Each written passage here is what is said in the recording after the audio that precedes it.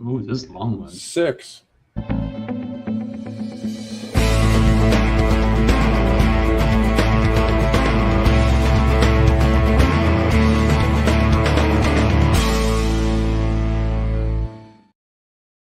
Hi, this is David with EV World News. We're talking about electric vehicles, green energy, and the stock markets. I'm back on a Wednesday with our resident engineer, Mike Herzog. How's it going today, Mike? I'm doing all right, David. I probably shared this on here, but I have an office in a shared collaborative workspace, and it's literally underneath a bowling alley. And this time of year, it's holiday parties and things like that. And I don't think it picks up on the microphone, but people have been bowling and drinking and celebrating for about an hour already.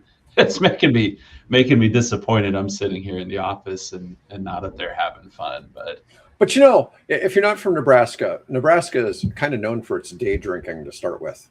yeah. I mean, people aren't afraid to be day drinkers here. Oh my Yeah. God, If especially in the if real there's estate nothing and else going construction on, space. might as Yeah, well. Yeah. yeah. I couldn't tell you how often I've had people ask me to meet to talk about real estate or construction or something like that in the middle of them in the morning, and they all want to have a few beers. And it's like, oh, Ooh, come on. come on. I'm going to be sleepy the rest of the day after. Yeah, no, that's not really my thing. But anyways, I was going to tell you it was kind of funny. I've been doing some um, presentations for a really big acquisition. I'm working with a group. We're trying to take over a NASDAQ company, Mhm. and I couldn't figure out why I kept getting these messages, not enough memory to open this tab or whatever. And I had all of these tabs that were actually using like 1.5 meg Oh, of wow. memory each. Yeah, and it was all from these big graphical things I'd done. And it's like I'm not really used to having that kind of stuff All that stuff going open. on. Yeah. Yeah, and I got it all shut down, and now my system's running okay. But we had the longest intro we've ever had to this show. We clicked to go live, and it took like about almost 30 seconds. It was the longest I've ever seen it take. Anyways, um, our lead article. So yesterday it was Tesla, Tesla, Tesla. I don't know if it's a whole lot different today. There's a lot of Tesla news. I mean, yesterday we had the big article. You know, Elon Musk broke the 600 billion mark. Ooh, I didn't know that. Okay. Yeah, and look at that Tesla price at 478. We're going to talk about that a little bit too. Tesla hit their all-time high stock price yesterday, but there keeps being negative news about Tesla. Yet they keep going up. It's like Keep going up. don't bet against Elon. He's got people see that despite the news, nobody's worried that Elon's doing the wrong thing. Anyways, California threatens to suspend Tesla sales over autopilot marketing. Regulators could suspend Tesla sales for 30 days, and that's probably at least That's a quarter. lot. Yeah, that'd be a quarter of Tesla's market in the U.S. Yeah. I would guess. Gotta be right. Yeah. Claiming the autopilot term constitutes false advertising and misleads consumers about the vehicle's autonomous capabilities. I've driven a like first year Model 3 that had all of the, supposed FSD features in it. And I've driven it from Lincoln to Omaha and back without touching the steering wheel. That's interesting. Yeah, and so it's like, autopilot-y. I mean, yeah. I'm just sitting there watching it, and it's like it stays perfectly in the lane. Now, I would occasionally hit the turn signal so it would change lanes and pass somebody, because you'd have it set on 80, and it would pull up behind somebody, and flawlessly slow down to 62 or something behind somebody. Mind you, our speed limit's 75.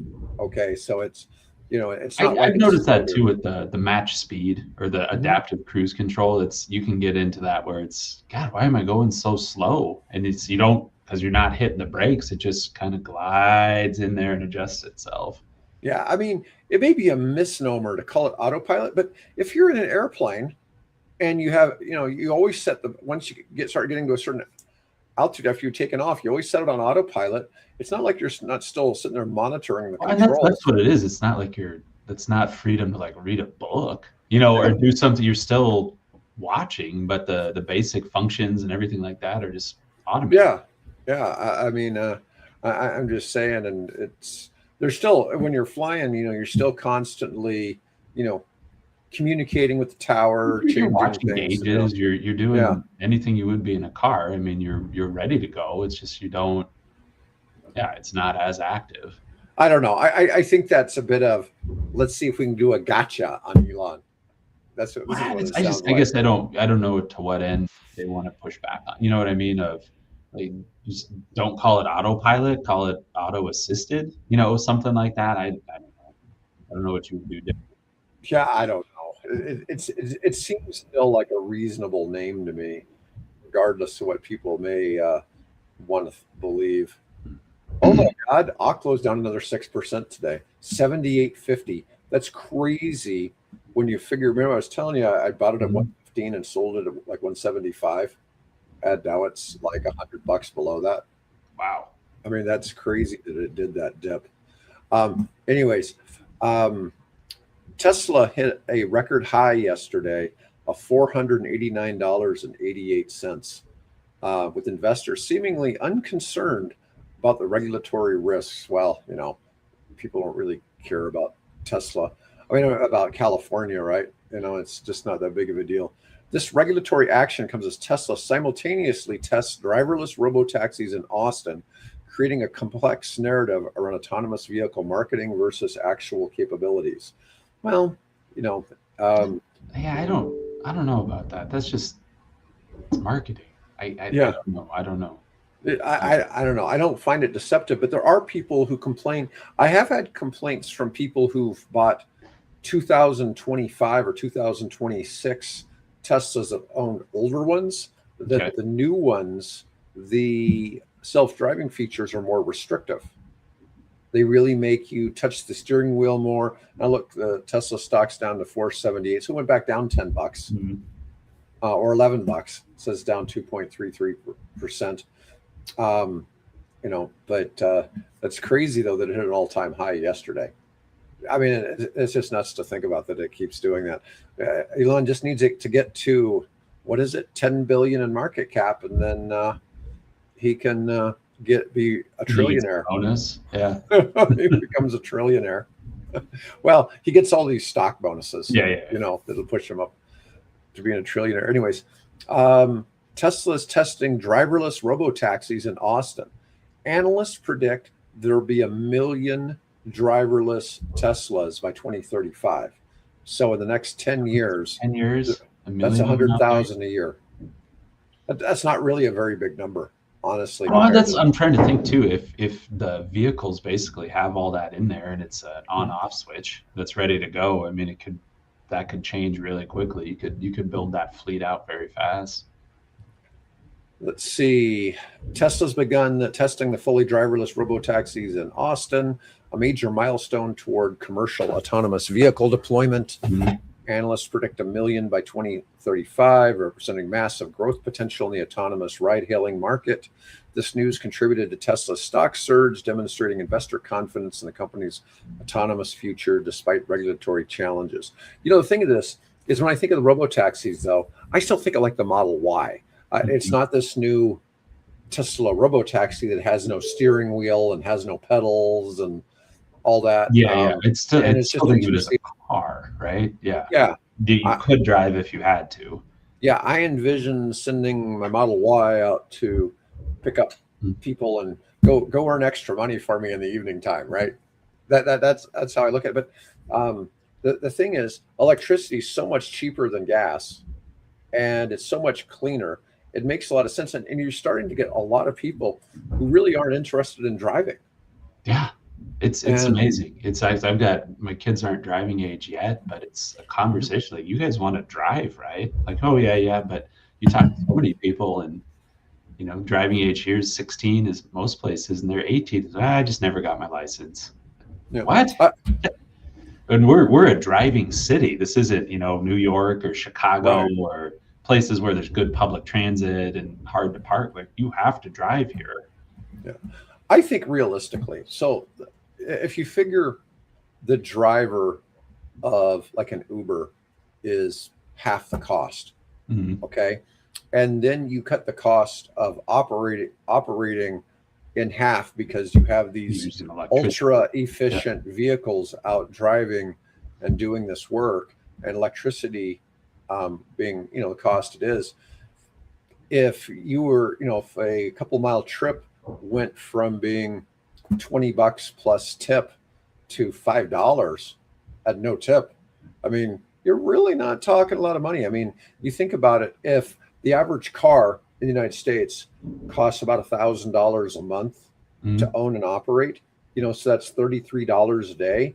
I mean, you could probably stay underneath that. Pretty easy, a couple rides, Yeah. I mean, yeah. You might only be spending 10, a third to half that. And I think once the autonomous gets a couple years of track record in the pickup and robo service and all of that, and people really recognize it's safe, it works, these things, you don't have to deal with the driver, you don't have to deal with people, everything like that. I think it's going to blow up. I think it is set for people do it anyway with Ubers and Lyfts now. You get in, you look at your phone, you don't talk to the driver. But if there's no driver there, people will use that all the time. That will quickly become the preferred option over typical Uber and Lyft. I think it's got to. And just a couple years, people build some confidence, consumer confidence in it, and I think it's about to blow up if it does. Yeah, it'd be interesting to see how that all plays out. All right, we actually have Korea in the news twice today, which is kind of interesting. So Ford cancels a $6.5 billion EV battery deal with LG Energy Solutions.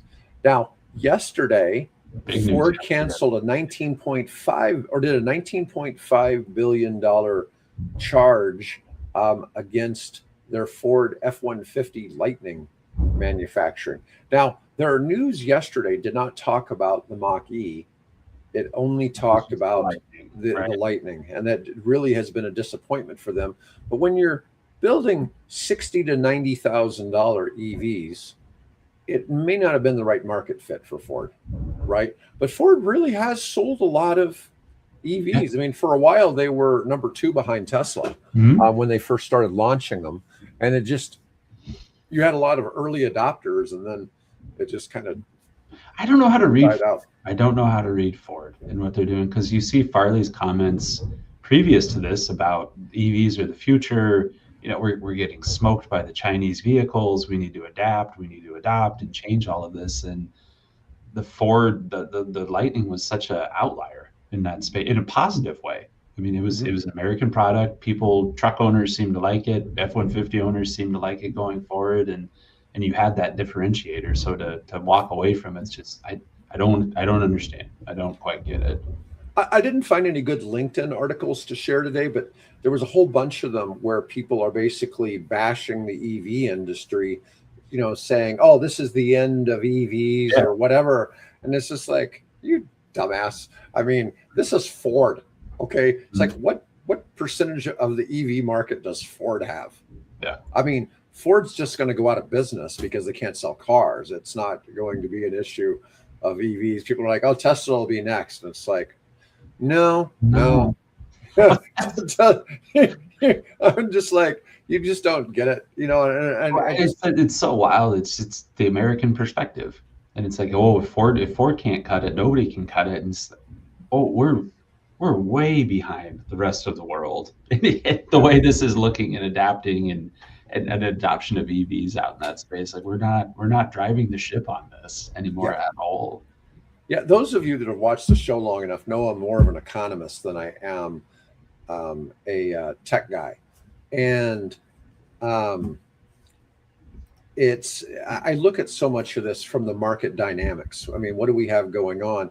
And the reality is, EVs are soon going to be so inexpensive it won't make sense to own a gas car. So whether you hate EVs or not, when you start going, it's like, oh, the equivalent gas car is $10,000 more.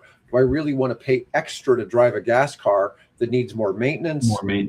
Higher operating costs. Yeah, higher operating costs, higher total cost of ownership, and it's $10,000 more expensive. Yeah, you're not going to do that. The gas car is less reliable. There's all these things that the gas car just has against it, and it's not going to make it. It's like that thing we did on the myths that people had, about what if gas cars, Yeah. If EV thing and gas cars were the new thing, kid on the block, and it's like these would be all the complaints about gas cars. So my understanding is they're going to do the extended range EVs. So they're going to start throwing. They're going to do the Dodge Ram model and start throwing some gas generators in the vehicles. So that's probably what they're going to do. So they're probably not going to put a gas engine in them, because obviously people like that EV torque and acceleration. So they're probably going to stick with that and just have that. I don't know what I'm Zero. Oh, that's his name. I'm Zero Cool Ninja 887. Well, thank you for watching. Anyways, yeah, so it's just interesting to see some of these examples. I spent $45 to go 1,300 miles. Yeah, the math doesn't math for gas. Yeah, that's not a whole. All right. Yeah. I mean, you found some cheap places to charge. I'm assuming you probably charged at your hotel. Was part of that to keep those costs down, because a lot of your chargers can be more expensive than gas depending on where you go. Anyways, back to the Ford thing. Yeah, this whole thing, writing down that terminating their battery supply agreement, major strategic pivot. But I've also seen something where Ford's trying to do something with cattle to do battery storage. So we know battery storage is going to become a huge thing. That market is expected to quadruple over the next 10 years. It's for my industry, what I see in the utility space, the fact that batteries don't come standard with just about anything we're doing anymore. I think that's going to turn around. Home storage, local storage, commercial storage. I think that's going to change quite a bit in the next few years. Yeah. Drew, I've seen some really interesting patents and developments in the hybrid diesel space. And some of them were not just, it was significantly increasing both the horsepower output and the range of diesel engines. Haven't seen them brought to market, okay, but I've seen them, and conceptually, the idea is that they could take and make the engines burn diesel more efficiently. That was a lot of it, because what is it? We generally, with a gas engine, we'll be like 22% efficient, 22, something like that. It's really inefficient the way a gas engine burns. Diesel gets more power per gallon, but it's still not super efficient. And a lot of it was designing a system with batteries plus the diesel engine, and it was significantly giving it a boost. 240 volt charging takes 8 to 12. Oh, yeah. Well, if you're doing that at a hotel, though, that's or at home, that's not really that big of a deal, right? Or you're doing it while you're at work. It's not plus like you don't need to go up to full. Yeah, right. So the cancellation suggests Ford is dramatically scaling back EV production plans and maybe rethinking its entire battery supply chain strategy. Well, I just don't know. I mean, Farley's talking about a $30,000 EV small truck, which I imagine is going to be like the Ford Ranger, so the Ford Ranger was a 2-door truck and the Maverick is a 4-door truck. Yeah. But either one of them, I mean, I look at Mavericks and it's like, man, why doesn't that thing just have they don't even have a plug-in hybrid Maverick, which you'd think that would be kind of an obvious one to do something with. Let me see.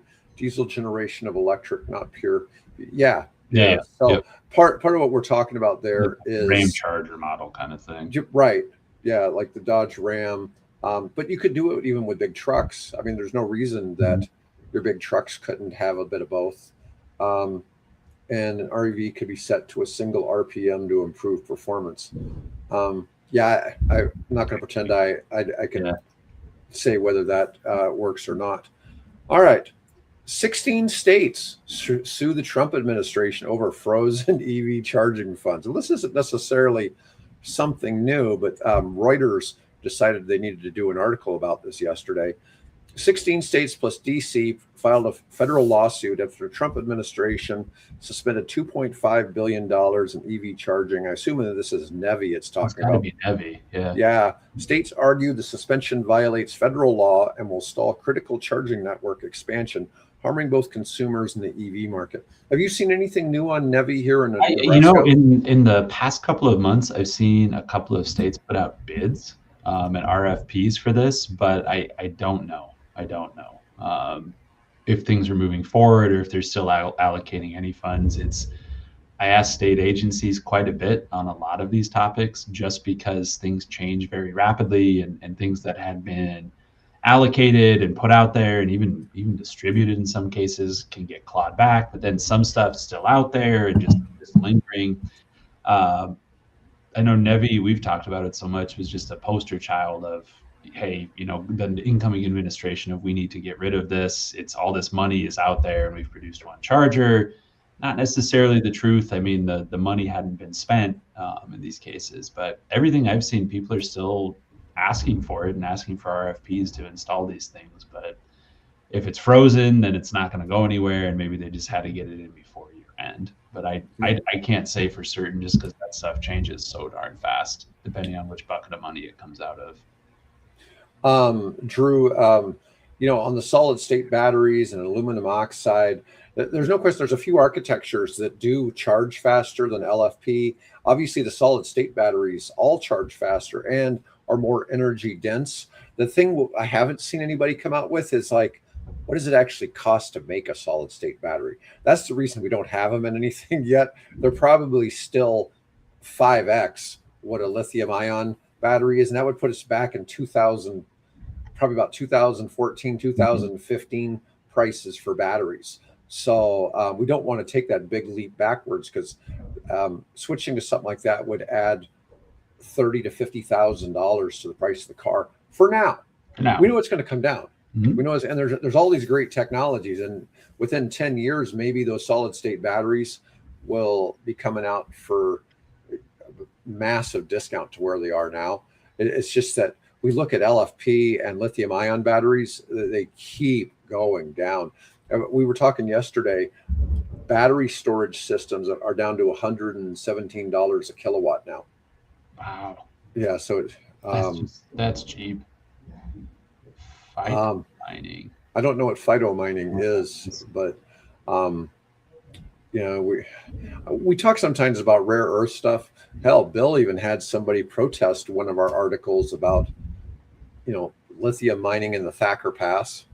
Okay. And it was kind of like, I went to college in North Dakota. We were the Fighting Sioux. Okay. And we had 3 Sioux tribes. The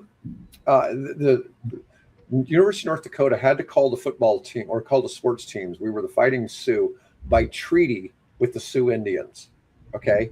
Well, 2 tribes of Sioux Indians wanted it. One of them didn't like it. And anyways, the NCAA made North Dakota change their name. And it was just kind of the wildest thing. It's like, we're required to do this by treaty with the Indians. They want that. Yeah. Yeah. Yeah. Now they're the Fighting Hawks. I was really hoping they become like the North Stars or something that made sense. Right. Yeah. Okay. Using plants that are heavy accumulators to mine. Yeah. I don't know anything really about mining technology. I only care if they need a nuclear reactor. Which they do. Which they do, probably. Yeah. Bill wanted me to show you some device they're using over in Europe that was some kind of inverter that weighs like, it was a crazy weight. I forget what it was, but the weight was significantly, and the thing was, I don't know, the size of a several-story house. It was kind of silly. But anyways, the NEVI thing is kind of, I don't know. It's not surprising that people are trying to get that running.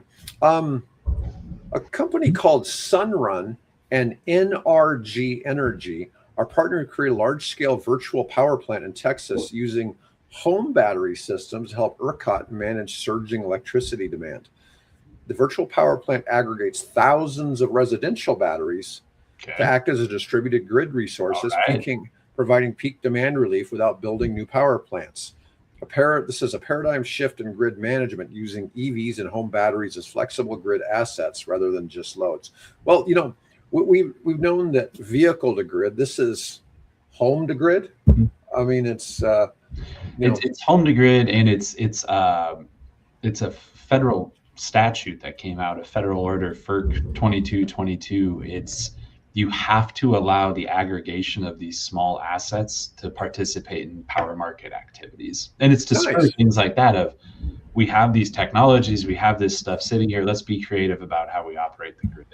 It's been bogged down in logistics and technical details and how do you price these and everything like that. So everybody's been behind. I mean, everybody's kind of 2 years behind from where they were supposed to be, but it's out there. I mean, there's federal regulation, like, we should be doing this. So it's cool to see people actually putting that stuff into action, because it's just, once the dam opens and people see that it works and it's market function, I think this is a wave of the future, and good opportunities out there for people that can actually capitalize on it and aggregate those things into the market.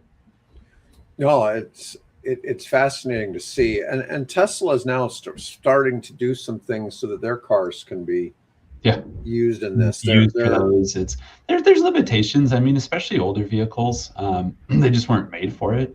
There's always issues with the warranty, because most of the warranties are based off of mileage, but you're cycling the battery without adding mileage to the vehicle. So questions about those things pop up, and, well, how do you do that? And so, well, for a couple of times a month, maybe is it really that big of a deal? But it's definitely where things are going. It's just nobody's firmed it up. Nobody's really firmed up how we're going to do this or pulled it off. So anytime I see things like that, I'm always really curious, because it'll be a big deal in the electric grid. All right. So let's see here. We mentioned about so that thing with Elon Musk's net worth going past 600 billion. So not only did Tesla hit a record high, but SpaceX was reevaluated and added $168 billion. Just some change.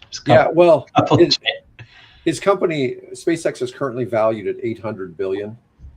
And he wants to do a IPO at 1.5 trillion.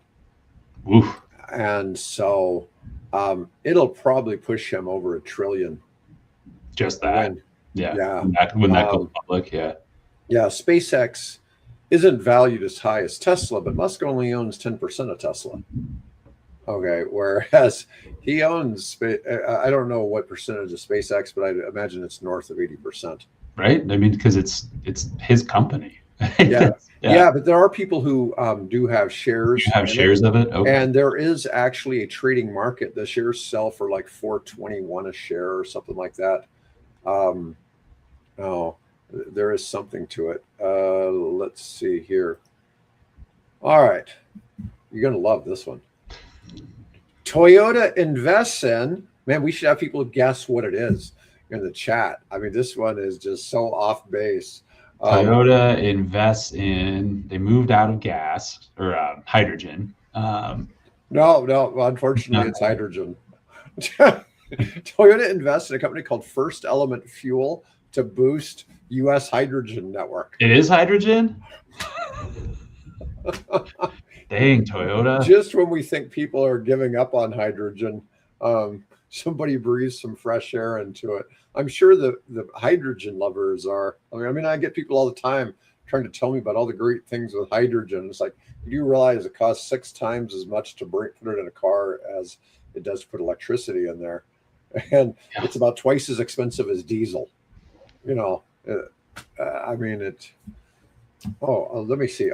Musk only owns 42% of SpaceX. Thank you, Yogi. So anyways, Toyota made a strategic investment in First Element Fuel to strengthen hydrogen fueling infrastructure for current and future fuel cell vehicles in the U.S. Well, it wasn't that long. It was probably in the last year we saw half of the hydrogen stations. There was about 50 at one time. Now there's about 25 in California. They're all in California, right? Yeah, they're all in California. There's, as far as I know, there aren't any stations outside. There's some places where there's some private, locations for hydrogen and all that. It's kind of like the deal in Cape Canaveral, Florida, where they had the hydrogen bus, and there's actually a place you can get hydrogen in Cape Canaveral, but it's not really normal. No, it's not a service station. What if the car made rubies with a hydrogen torch while it drove to offset fuel cost? Well, see, then what would happen is the ruby market would crash. Okay, there'd be so many rubies, they'd be worthless. And this is one of the things, like De Beers restricts the amount of diamonds that can go out in the market. They're not as rare. They're not as rare as you would be led to believe. Yeah, De Beers only lets so many come to market because otherwise the prices would crash. Yeah, and that's been the case for a long time. Right. Yeah. So you used to hear anecdotes in like South Africa and there's just diamonds sitting on the ground, in some of these places, but. Yeah, I saw something where there's some asteroid floating in space that's going to pass near Earth that's made out of gold, and it would be worth like trillions of dollars. And it's like, oh yeah, so let's go mine that, bring all that gold to the Earth, and all of a sudden, the price of gold just plummets, right? It's funny to think about supply and demand economics, but if all of a sudden if everybody was making their own rubies in their gas tank, then there'd be no market for rubies anymore. They'd be worth like a quarter, and it's really just kind of funny to think about that. But it's not a bad idea. If there was some way we could then use the ruby to like power a nuclear reactor or something like that, and to convert the ruby into tritium. That would be the ticket. We could convert the ruby into tritium so we could fuel a fusion reaction. I don't know. Maybe there's some deuterium. And what is it? It's deuterium. And what's the thing you use to do a fusion reaction? I can't remember what the other molecule is. The other one is some derivative of hydrogen. Yeah. Yeah. I want gold bread ties. Mm-hmm. I can see Owen out there wearing one of those gold lame shirts with the chain and the little meme. It's very the technology. Very, yeah. Thin film gold on everything. Gild everything. It'll be like the new ballroom at the White House. It's all gold. Yeah. Go mine that asteroid. That thing could be solid gold. There you go. That'd be something. Now watch Trump say we're going to go mine this asteroid for the ballroom. Yeah. No, that's like James Bond villain stuff. I'm gonna go mine an asteroid for all the gold. Yeah. See, that way, if it's only used in the ballroom at the White House, it won't crater the price. Yeah, the market will stay strong. Yeah. All right. The Port of Long Beach launched a new hydrogen fuel grant program to support early adopters of hydrogen fuel cell drayage trucks. Despite the broader EV trend, Toyota continues its dual path strategy, betting hydrogen will play a critical role in heavy duty and commercial transportation. Okay. Before Nikola got beaten to death, we had some news that Nikola and Walmart were going to partner on some stuff, and it would make sense if like all the Murphy gas stations all had that are the Walmarts, if they all had hydrogen. Distribution network. You have a built-in distribution network for all of that, which is what you need to enter into the market. You can't build that from the ground up. Yeah, you need an 800-pound gorilla like Walmart to step into the field to make some of that viable. I'm not saying you couldn't get the economics of hydrogen to improve if you got somebody, if you got Toyota and Walmart to enter some kind of partnership to make something work. It's just, man, you see all these things in Europe where they keep giving up on hydrogen, where they've been working on it for a long time. It comes overseas. Hydrogen's a bigger deal than it is here, and people want it to work, but it's just it's on the tip of everybody's tongue, but they just can't quite figure it out. Yeah, and I'm not trying to take a crap on hydrogen. Okay, I'd love to see it work. It's just like I said, if the market economics don't work, people don't want to be forced to pay double or triple just because of whatever. That's the same reason I say EVs are going to take over from gas cars, is because we can see the writing on the wall. The economics have turned. We've turned the corner on EVs. Yeah. If VinFast would really bring that VF3 over here and sell it for 20 grand, they sell it for 10,000 in Vietnam. If they were selling it for 20K in California, man, that thing would sell like hotcakes. It's a cool looking little vehicle, and it's a little two-door, looks like a Suzuki Samurai used to look like in the 90s. And I mean, I think it's a good little model. You know what I mean? And if they flooded the market with that, I think that VinFast would have some real market share here in the United States. Anyways, it's just kind of my thought. But hydrogen, man, I saw this article. It's like Toyota's investing in hydrogen again. When you said that, guess like can't be hydrogen. Like that's a start, stop. Yeah. All right. So I told you I had a second article about Korea. All right. This one's a little different. South Korea's Samsung Heavy Industries has received approval in principle. That's an interesting approval in principle from the American Bureau of Shipping. Okay. For a floating marine nuclear power platform featuring 2 Smart 100 SMRs developed by the Korea Atomic Energy Research Institute. Now, this is kind of funny. It's like, okay, you're trying to get your nuclear reactors approved. You choose to use America. You like the NRC, the Department of Energy. No, let's go to the American Bureau of Shipping. It's like, that's where I want to get my accreditation. We hadn't thought about that with our nuclear energy program. I wonder, is it just, it's an offshore thing? And it's, hey, we need to, since they're floating, we want to put it that they're not subject to the same regulations or whatever it might be. Well, it's just like one of the guys. We're in international waters, so we can open a casino with it too. We're working on an island project, and the island doesn't really want nuclear. And so the idea was maybe we put nuclear on a boat or a oil rig near there and run the nuclear reactor from the oil rig and pump the electricity to the shore. And it's like, it's not really a bad idea.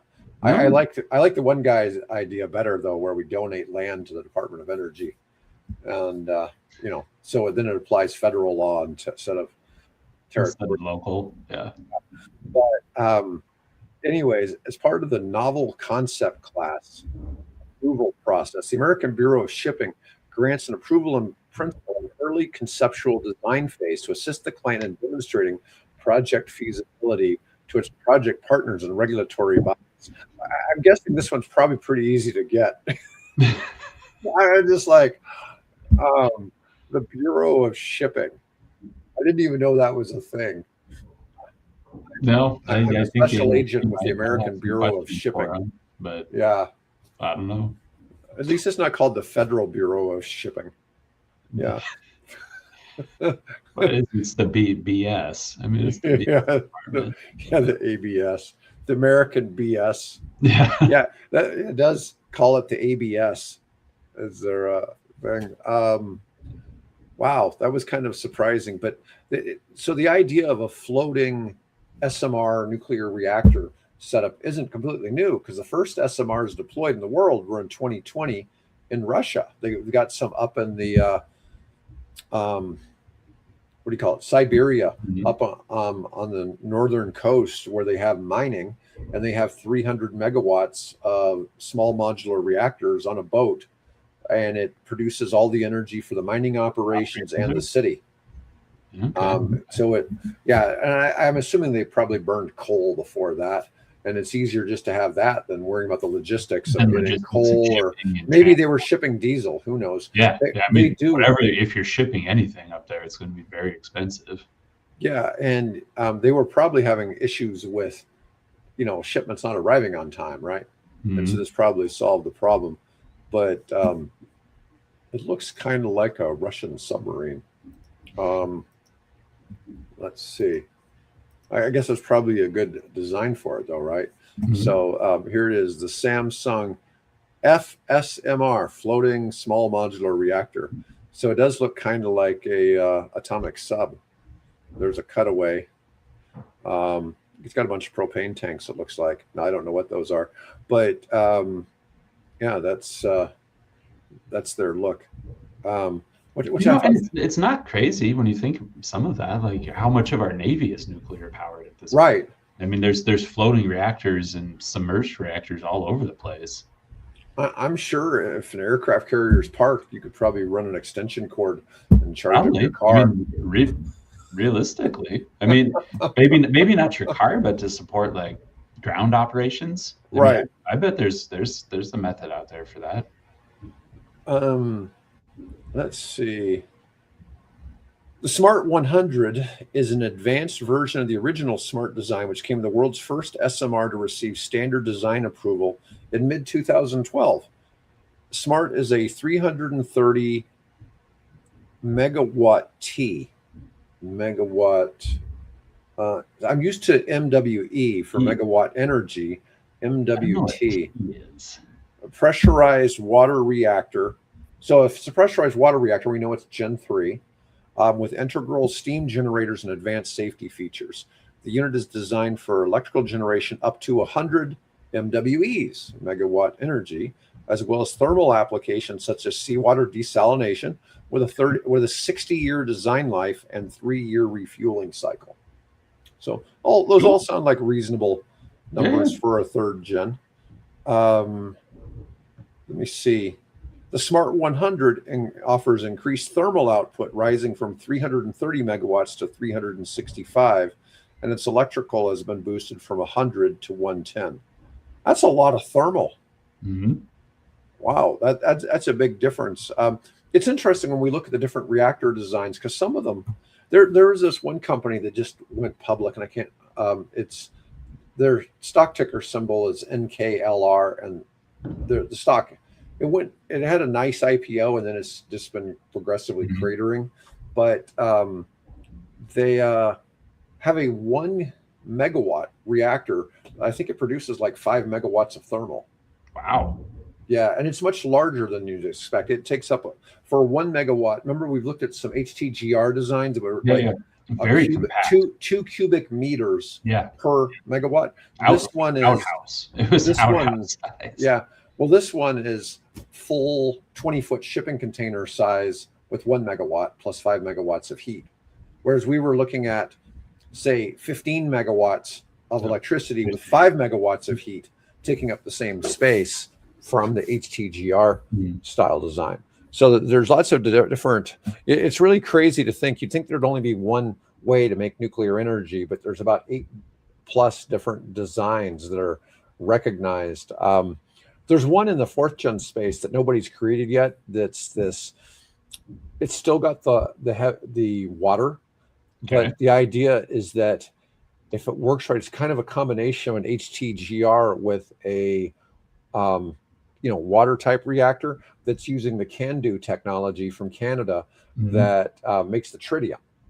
So I was looking at the idea of that because it would increase your yield by your profit yield on the reactor by about 5%. My whole thing is there's all these companies saying that they've got fusion ready to go, and there's a few of them. Fusion's exciting because in theory it's limitless energy. It's the dream people had for fission years ago, but fusion, the challenge is, for those of you who don't know, you need fission nuclear reaction, which is what we've been doing since World War II. Okay, to create tritium, and it's the tritium and deuterium. So you're merging the tritium and deuterium, and that you fuse them together. You get helium as a byproduct. You need that to generate the fusion reactions. The problem is the fusion reaction is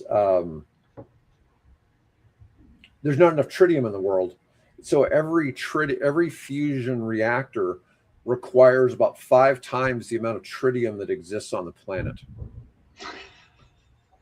Okay. There's a supply chain issue for you. Yeah, there's major. And all of Canada has like 17 or 19 CANDU reactors that make tritium, and they either make 2 to 4 kilograms annually out of all those reactors. All of them, yeah. Yeah, and they're just so, I mean, it's crazy to think how little it's made.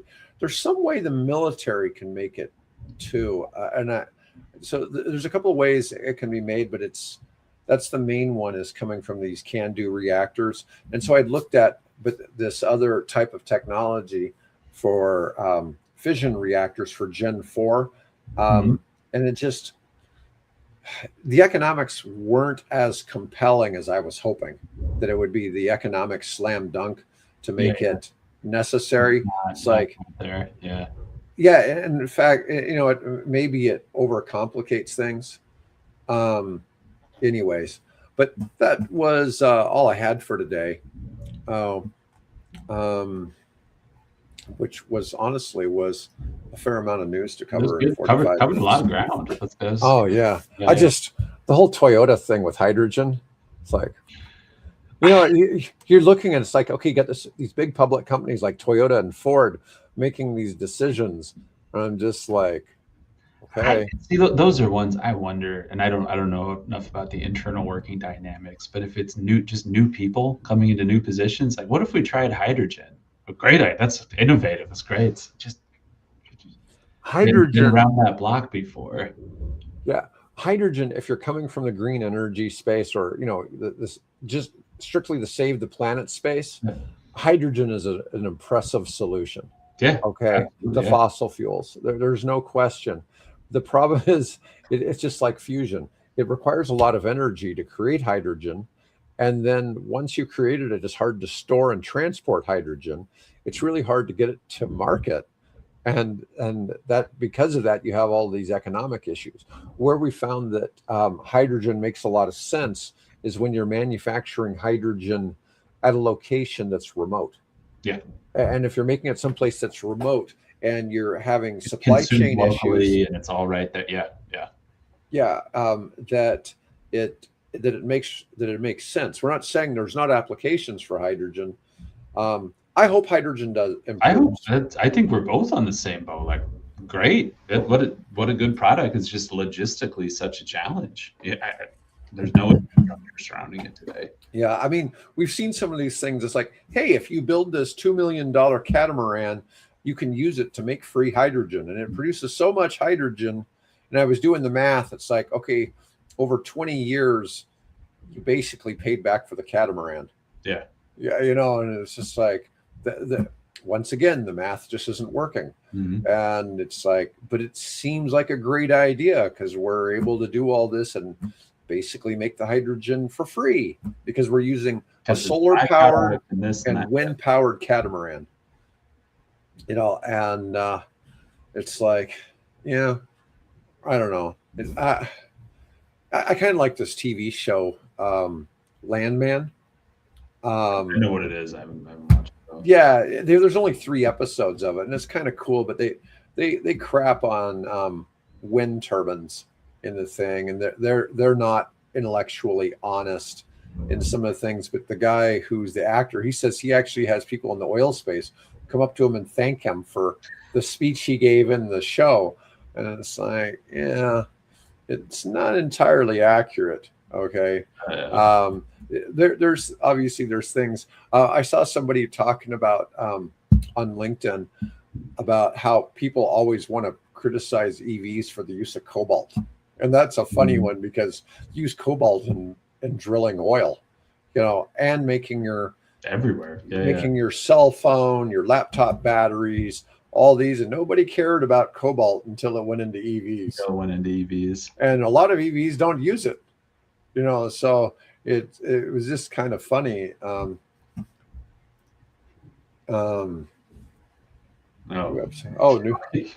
I've only watched 3 episodes. Maybe I did something wrong when I tried to watch it. I don't know, but anyways, It's they're disingenuous in some of their comments though about clean energy. But the guy, he sounds good when he's talking. He sounds real convincing. I'm sure it's good. Good makes for good dialogue. Yeah. Anyways, folks, hope everybody's safe. It's holiday season for all kinds of people around the world. Anyways, I'll be back on Friday with Bill, and otherwise, folks, have a great day, and thanks for watching today.